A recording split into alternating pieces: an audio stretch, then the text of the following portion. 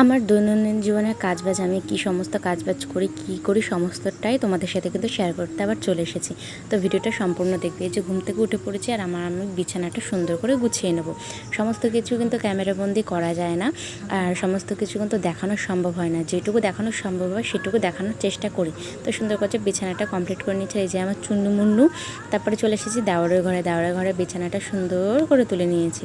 আর সবার সকালে কিন্তু আমার এই বাসি বিছনাগুলো তুলে নিলে ভালো লাগে, নাহলে বাসি জিনিস কিন্তু কোনো কিছু রাখতে ইচ্ছা করে না। তারপর চলে এসেছি শ্বশুর শাশুড়ির খাটে। এখানেও শ্বশুর শাশুড়ির রুমের বিছানাটা সুন্দর করে তুলে নিয়েছি। আমার ভিডিও তোমাদের কেমন লাগে অবশ্যই কমেন্টে জানিয়ে যাবে, সাথে থাকবে, পাশে থাকবে, সাপোর্ট করবে, সাপোর্ট পাবে।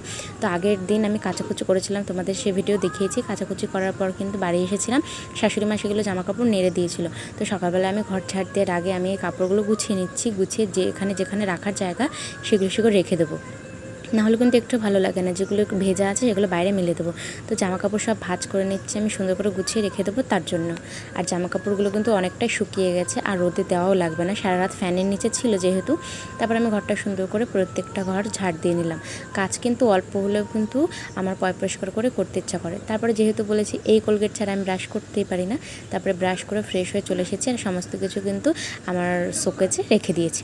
তারপর এখন আমি চেঞ্জ করে চলে আসি। এই দেখো বাসি কাপড় চেঞ্জ করে চলে এসেছি। আজকে সকাল সকাল স্নান করবো না, একটু কাজ আছে তার জন্য। তারপরে যে আমি মাথা আঁচড়াতে চলে এসেছি। চুলটা কিন্তু সবসময় আমি সকালে আর স্নান করার পর একবার আঁচড়ে নিই, দুই সাইডে ভাগ করে। তারপরে দেখো কারেন্ট চলে গেছে, তার মধ্যে চুলটা আঁচড়ে নিয়েছি, আবার কারেন্ট চলে এসেছে।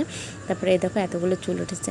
আর যেহেতু তোমাদেরকে বলছিলাম সকাল আর বিকালে, হ্যাঁ আমি দুবেলা মাথাটাই আঁচড়াই।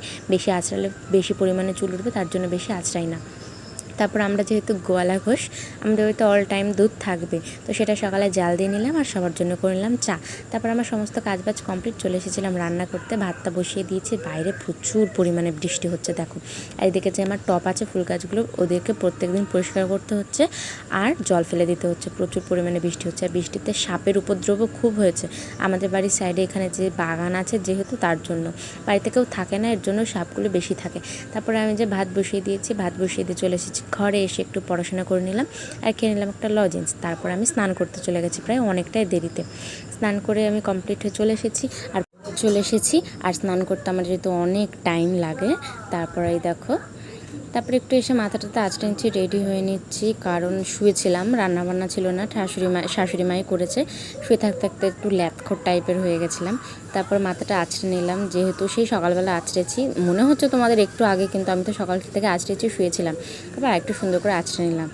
মাথা আঁচড়ানো আমার প্রায় কমপ্লিট। আমি দুই সাইডে দেখো সকালে কিন্তু আমি মাথা আঁচড়েছি, চুল উঠেছে, তারপরে এখন আঁচড়েছে তাও চুল উঠেছে। মানে চুল আছে প্লাস মাথা আঁচড়ানো হচ্ছে প্লাস চুল তো উঠবেই, এটা একদম বেসিক নলেজ, উঠবেই, কিন্তু আমার একটু বেশি পরিমাণে উঠছে। আমি দুটো চিরুনিতে মাথা আঁচড়াই। এমন করে কে কে আঁচড়া অবশ্যই একটু কমেন্টে জানাবে। প্রথম বড় চিরুনিটাতে আঁচড়ালাম, তারপরে মিডিয়াম সাইজের। আর এই দেখো চুলটা একদম বাড়ছেই না। এই যে চুল ওঠার পরিমাণটা দেখো, রোজ যদি এমন চুল উঠতে থাকে কার ভালো লাগে সত্যি বলো তো?